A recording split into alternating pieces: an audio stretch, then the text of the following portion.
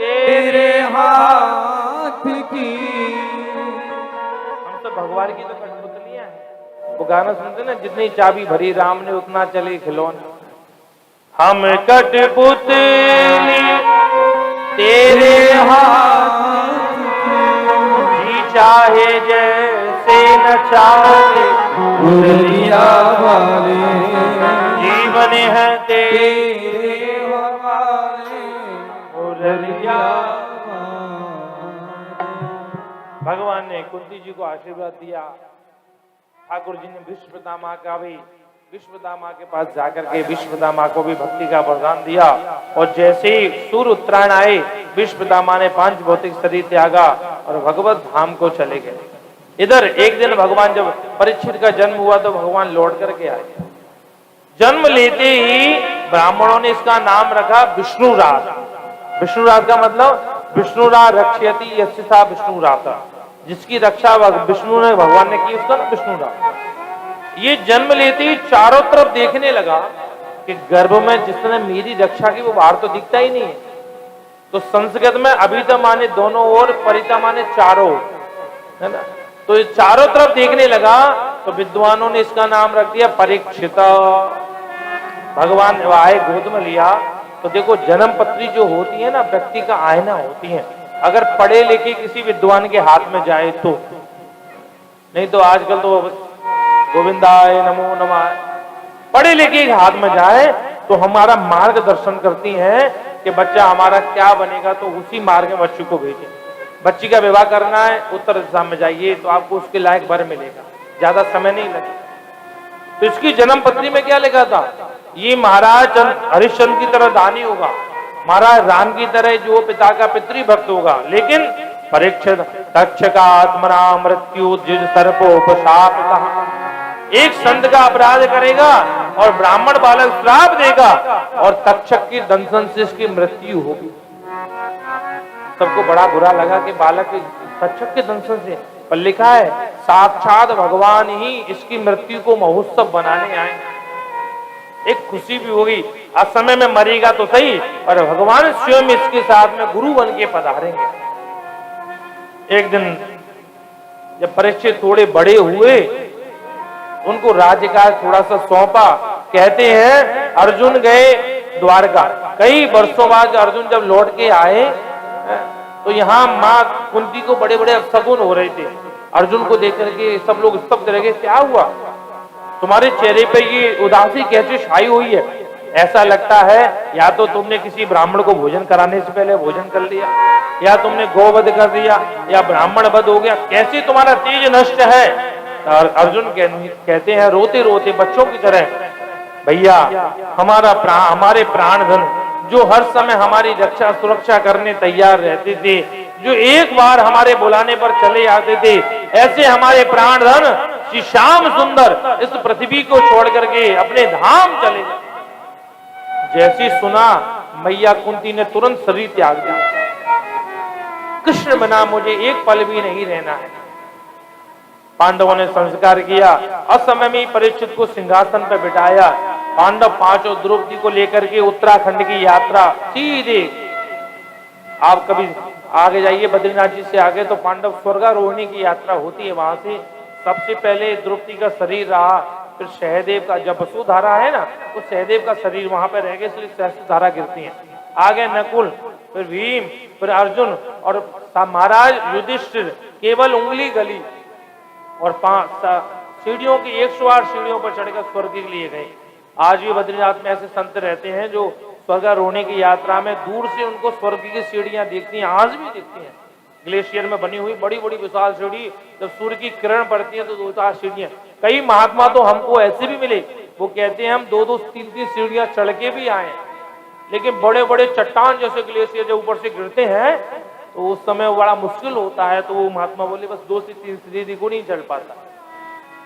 परीक्षित का विवाह हुआ, इरावती के साथ जन्मेजय पुत्र हुए।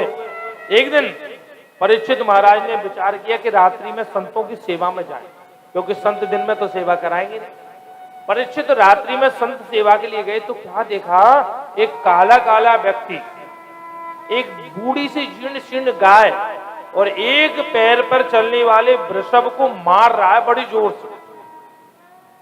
गाय रो रही है, वृषभ रो रहा है। परीक्षित ने कहा मेरे राज्य में ये व्यक्ति गाय और वृषभ को मार रहा है। तो गाय क्या कह रही है वृषभ से, भैया तुम आचरण से तो धर्म जैसे लगते हो, तुम्हारे आचरण से तुम हो कौन? उसने कहा मां मेरा नाम है धर्म। बोले तुम्हारे 3 पैर कहां गए? बोले ये काला व्यक्ति कोई और नहीं, कलयुग है। और बोले मेरे कलयुग में 3 पैर तो समाप्त हो गए, एक ही पैर है केवल। धर्म 4 पैर है धर्म के, सत्य, सोच, दया और दान। कलयुग में सत्य खत्म, सोच माने पवित्रता और दया खत्म, केवल दान के पैर पर टिका है धर्म। अगर कोई सत्य एक दिन में एक बार सही बोल दे तो ऐसा लगता है कि हरिश्चंद्र के बाद उसी का नंबर है। सोच माने पवित्रता तो बिल्कुल नहीं रही किसी में, बुरा नहीं मानना इस बात को। भोजन किया और महाराज कागज से हाथ पहुंच लिए, हो गया गोविंदाय नमो नमो। महाराज जी के पैर छुए, महाराज जी को भी कर दिया सीताराम। भोजन के बाद हाथ झूठा होता है, हाथ जाकर के साबुन से धुलिए, मिट्टी से धुलिए, हाथ पवित्र हो जाएगा आपका।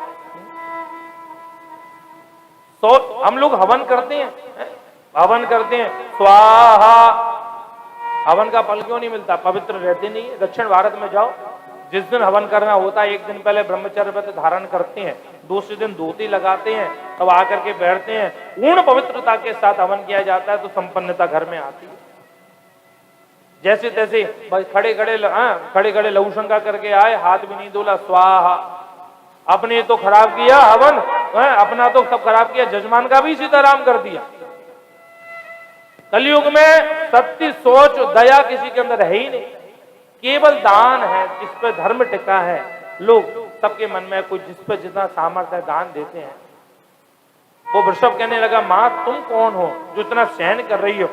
तो उसने कहा मेरा नाम है पृथ्वी, और पृथ्वी ही सहन करती है। सुबह से शाम तक कितनी गंदगी करते हैं हम, कितना अच्छा बुरा करते हैं, पृथ्वी पर तो करते हैं। पृथ्वी का एक लक्षण है क्षमा, पृथ्वी का नाम भी एक है क्षमा, उनका काम ही है क्षमा करना। ये सब सुन रहे थे राजा परीक्षित। परीक्षित ने तर्क से बाण निकाला मारने के लिए, कलयुग ने चरण पकड़ लिए। बोले प्रभु मुझे अभय दान दो, मुझे मारो नहीं। बोले मेरे राज्य से भाग जा। कहां जाऊं? जहां जाऊंगा वहीं आप ही देखते हो मुझे। और हाथ जोड़ के कहने लगा प्रभु ये तो सृष्टि का क्रम है, सतयुग के बाद त्रेता, फिर द्वापर, अब मेरा युग है, तो मुझे भी आने दो ना। तो महाराज परीक्षित कहते हैं अगर तुझे रहना है तो 3-4 स्थान देता हूं, वहीं रहना, केवल गिन करके स्थान दे रहे हैं। दूतम पानम स्त्रिया सूनम यत्र धर्मा चतुर्विधा। कलयुग का बात कहां? जहां जुआ खेली जाती है। दूतम पानम जहां मदिरा पी जाती है, जहां परस्त्री पर कुदृष्टि डाली जाती है, जहां झूठ बोला जाता है, ये 4 स्थान कलयुग को दिए। कलयुग ने कहा महाराज जी कोई बढ़िया सा घर दे दो जिसमें रहने का मन करे, ये तो सब बेकार है। तो कह दिया रजो वैरस्य पंचमम, जो अनीति से कमाया हुआ धन घर में आएगा उसमें भी कलयुग का वास होगा। अनीति से, लोग कहते हैं सोने में कलयुग का वास है, सोने में नहीं है, अनीति से कमाए हुए धन में वास है।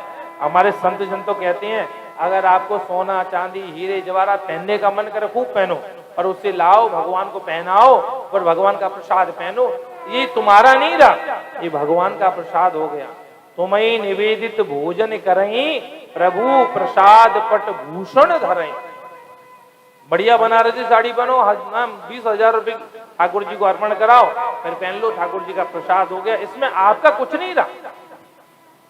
5 स्थान दिए। कहते हैं एक दिन कलयुग ने सोचा जब मैं एक एक व्यक्ति के पास कैसे जाऊंगा, लेकिन जब राजा ही बस में आ जाएगा तो पूरा साम्राज्य बस में आ जाएगा।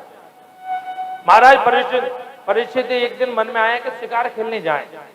तो परीक्षित ने एक बढ़िया मुकुट उठाया चमचमाता, उस मुकुट को पहना। वो मुकुट कौन था? जरासंध का मुकुट था जो पांडव जीत के लाए। और ये जरासंध बड़ा पापी राजा था। कलयुग समझ गया अब मिल गया मौका, बस महाराज के सिर में जाकर के बैठ गया।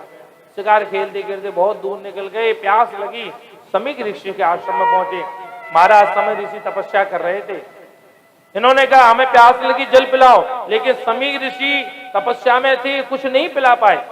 तो इनको गुस्सा आई, इन्होंने मरा हुआ सर्प गले में डाला।